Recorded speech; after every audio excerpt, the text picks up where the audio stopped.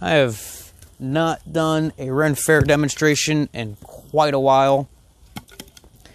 And you know what? I miss it. This year, I'm sure you remember everything going on. How could you not? Ren Fair is still going on. I'm not going to be out there. For me personally, I think it would just be irresponsible.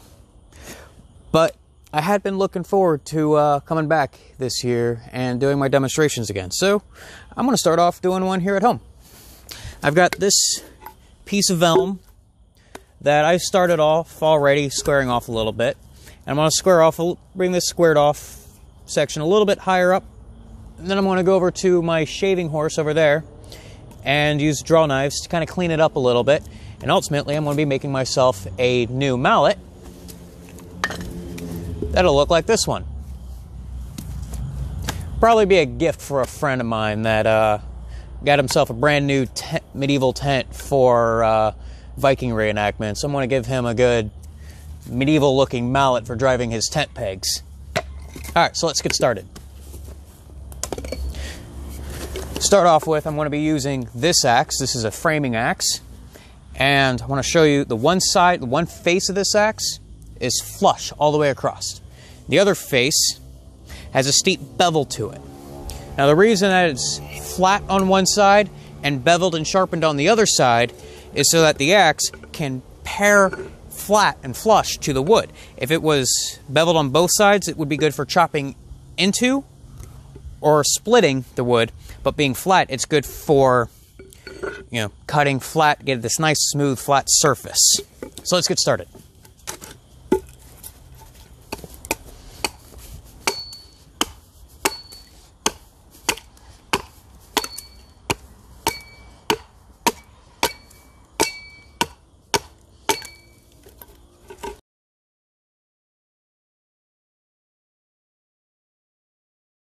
Now, elm, it's not a very heavy wood, but it's a wood that gets a very dense, crisscrossing grain fiber, which makes it resist splitting.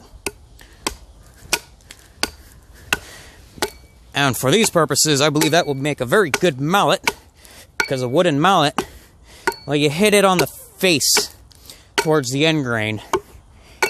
Well, you don't hit the mallet hits other stuff. But that can cause the wood to split out.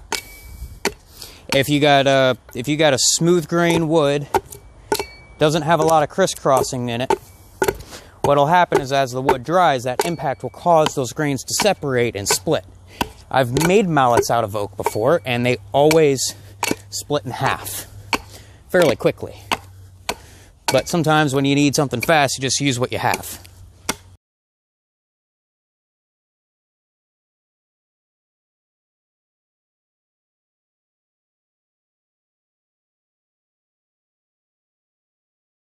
Alright, that looks roughly square. That'll be good enough.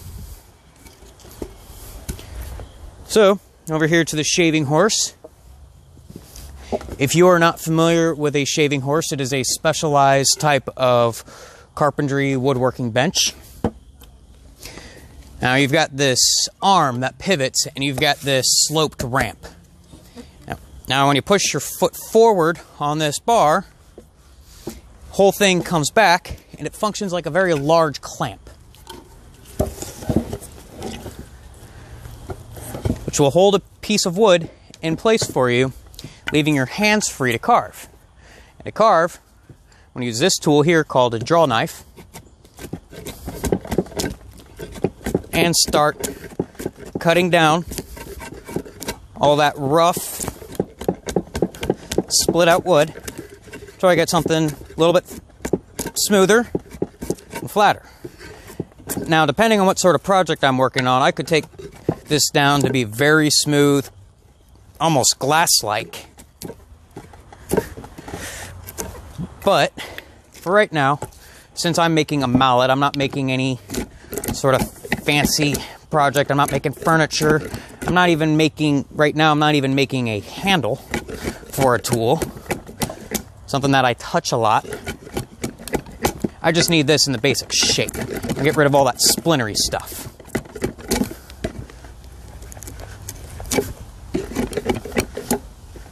So you can see how this works. Again, you know, I push forward my foot, this bar comes back and holds that in place, which is very nice. I've got both hands free to carve.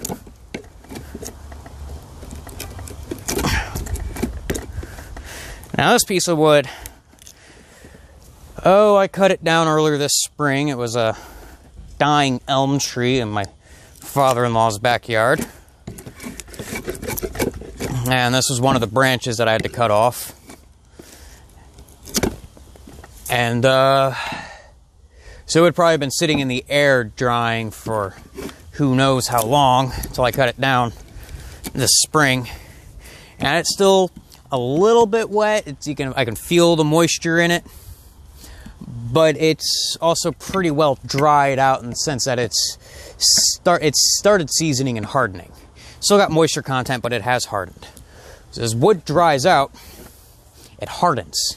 And that's why you hear a lot of traditional woodworking like this called green woodworking. And that's where you go out in the woods and you cut down a tree or cut down your branch or whatever, and you work with the wood while it's green. And if you're not familiar with that term, it means it's recently cut down. The cells are still kind of alive and they haven't cured yet from the tree being cut.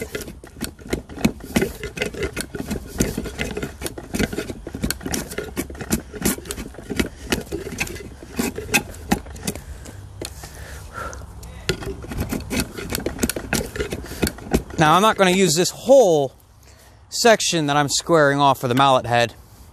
And I'm certainly not doing the handle. I'm starting off with the mallet head, because then the bottom half is going to be split for the handle.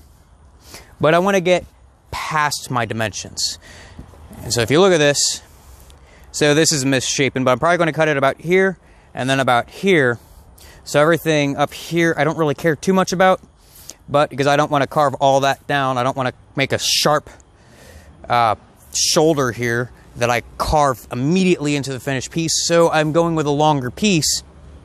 It gives me room for the shaving horse to hold it, and then also gives me room away from the finished section where I can kind of slowly work my way in towards that final shape that I want.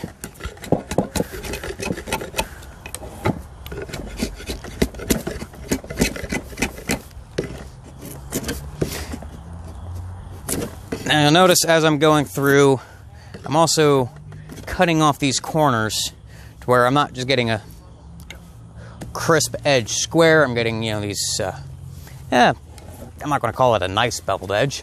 I'm giving it a beveled edge. It's partly aesthetic, and also in part having that beveled edge does help prevent the mallet from warping, because as it continues to dry, the wood will change shape. And if I start with that sharp square edge, over time it might do something like that and twist and bend. But if I cut the corner off, well, even if it bends a little bit, it's not going to bend in such a way that provides something that can split off.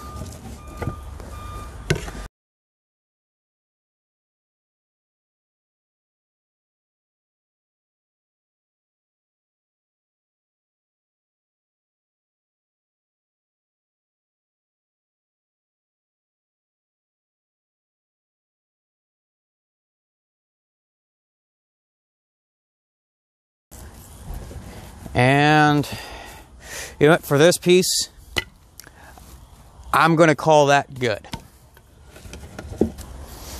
Alright, so the next step, I'm going to have to drill a hole, actually a few holes, through this. If you take a look at this mallet, I've got the handle, I've got the mallet head, I've got a pin to set it. So the handle passes clear through the mallet head. Have to do that here. Now this auger is not a very good one. It's the right size though, so I'm going to use it.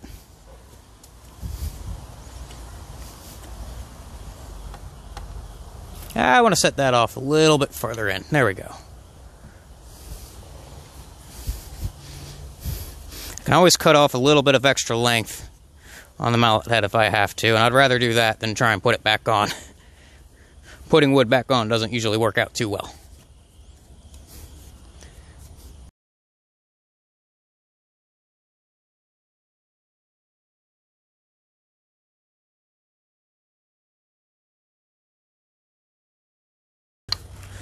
Now this is usually the slowest part. So I'm just going to sit while I work on this for right now.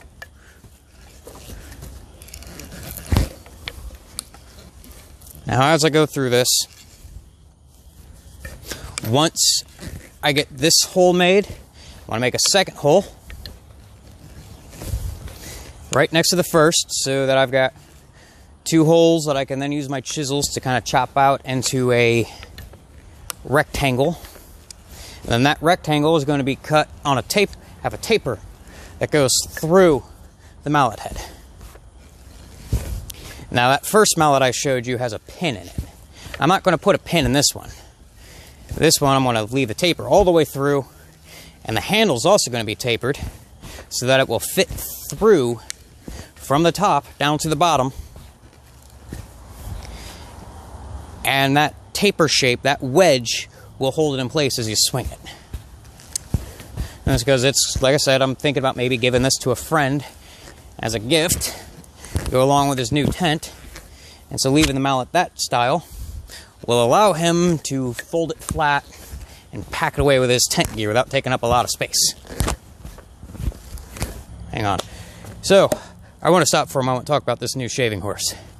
Now, if you've seen me work out the festival before, you've seen me use a very different looking shaving horse. Functionally, it's the same. Outline profile is the same. But normally I use a shaving horse that's made from one solid log. This ramp being, and the seat here being carved out from a solid piece. I made this just to have something lightweight I can have here at home. And you know what? There's one thing I really like about this design. I have a sheltered place to keep my drink. I got this nice little cubby hole right down here, and I like it. I was having to worry about where I can set a drink down without getting wood chips in it. I think that keeps it protected quite nicely.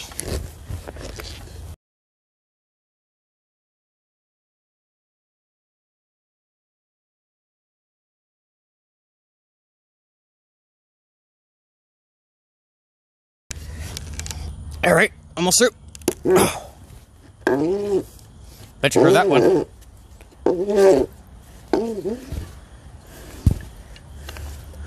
Whew.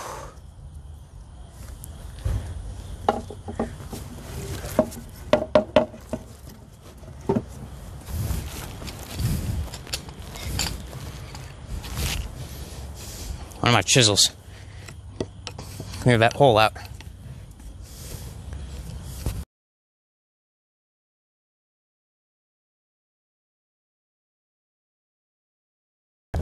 Alright, I'm going to get one thing here real quick. Here we go. I want my small mallet. Now, the problem with that auger is that normally it have these little teeth at the edge that clear out when you, around the perimeter of the hole. That auger doesn't have them.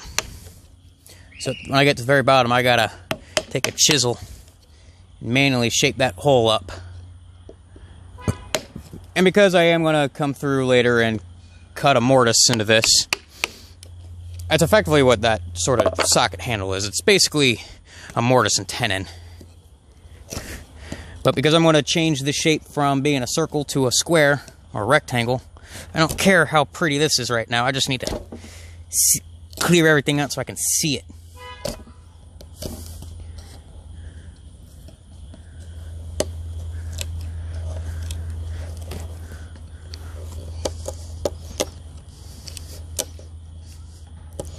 All right, there we go.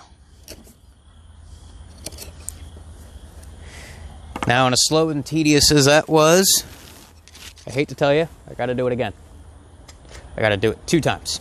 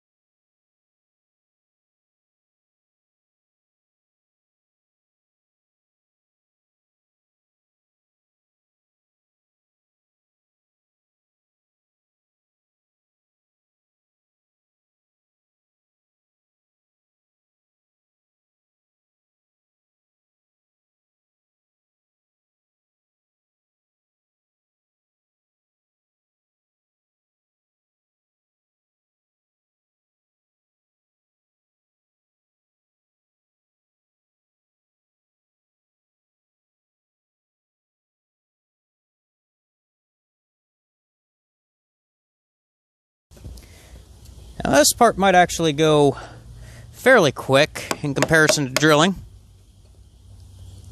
And you know what? I'm going to bring the camera over so you can actually watch what I'm doing here.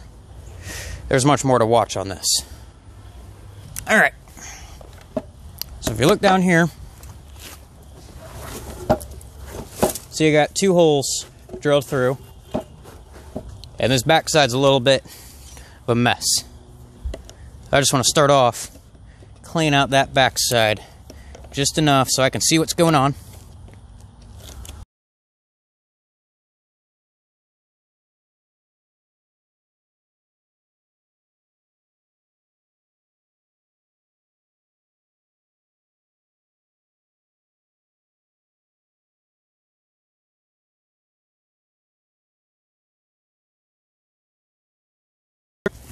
So there's this section, little space between both holes.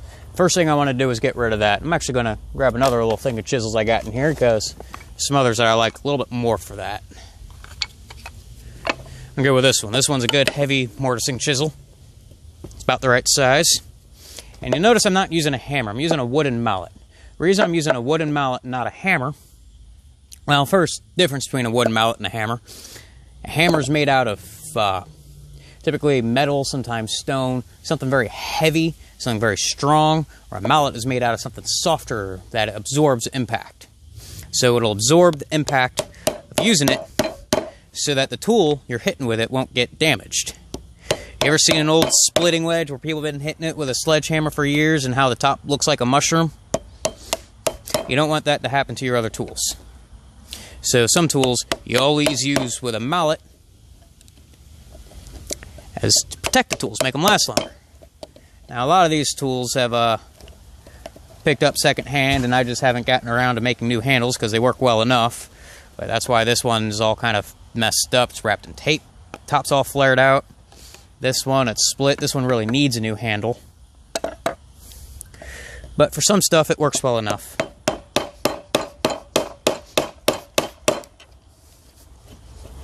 So I'm taking my mortising chisel and I'm just paring straight down the sides to clear out that gap in between the 2 pieces. Chop on one side, chop on the other, and then go right in the middle and lever it out. Oh, had it. Get back here. Comes out looking like that.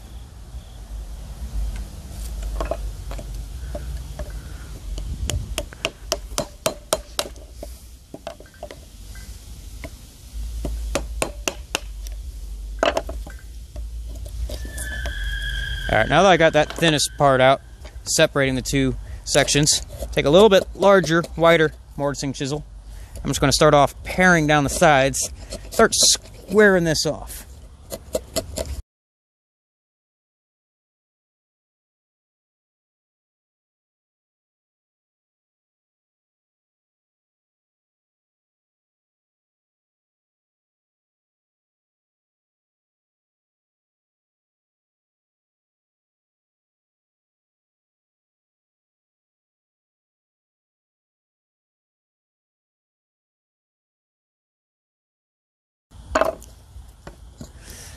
Alright, overall this hole is still very rough, but I do have it pared out. Kind of pared down the sides. Now, I need to square these corners off. I'm going to start off again with the mortising chisel. And I'm going to more or less kind of stamp out a perimeter of where I want this shape to be. And this will do a few things for you. One, it'll give me a guide to work with. But also, it creates a starting point to work from. Not just a line to stay within, but it actually gets the work started.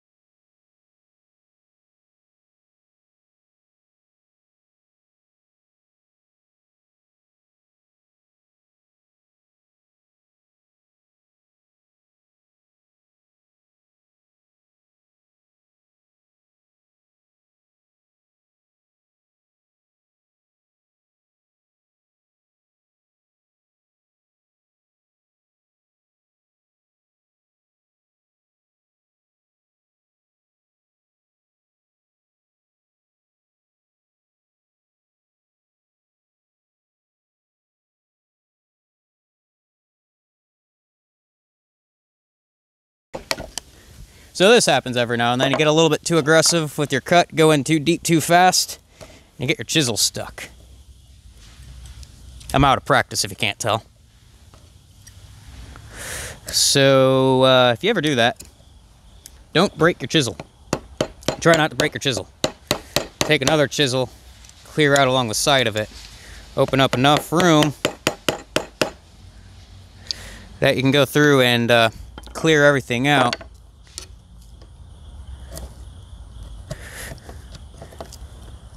There we go.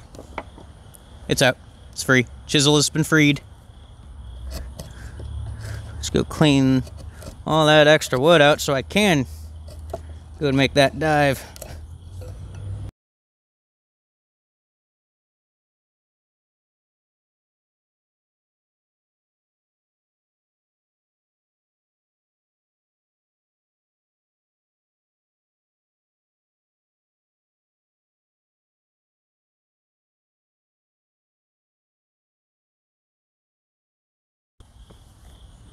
Oh, yeah, remember how I described that this mallet head is not going to have the handle pinned in place so it can kind of collapse and fold? This is what I'm talking about. If you look at the shape of the handle, it flares outwards.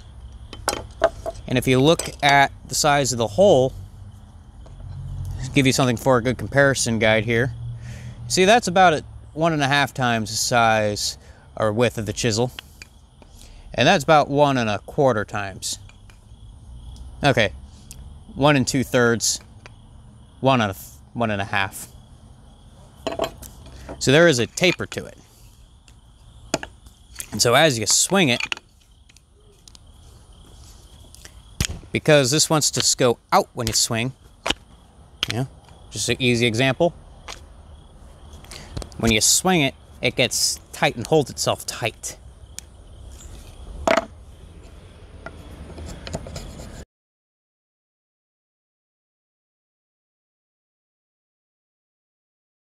I'm gonna come a little bit outside, wherever I got that hole. I'm gonna make some more marks. Remember how I said this has to be tapered? Right now I'm working on a square hole. I need a tapered hole.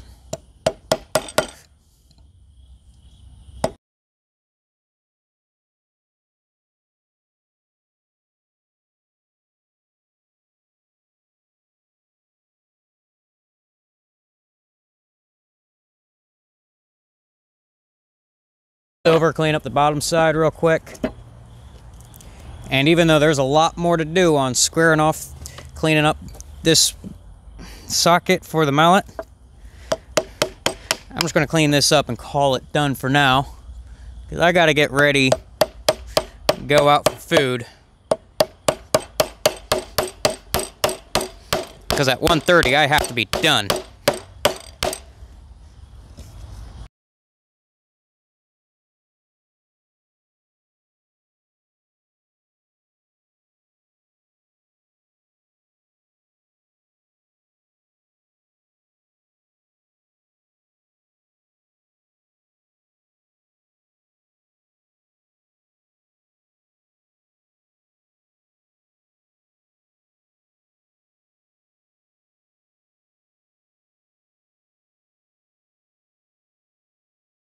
Alright, so for right now, I'm done with this.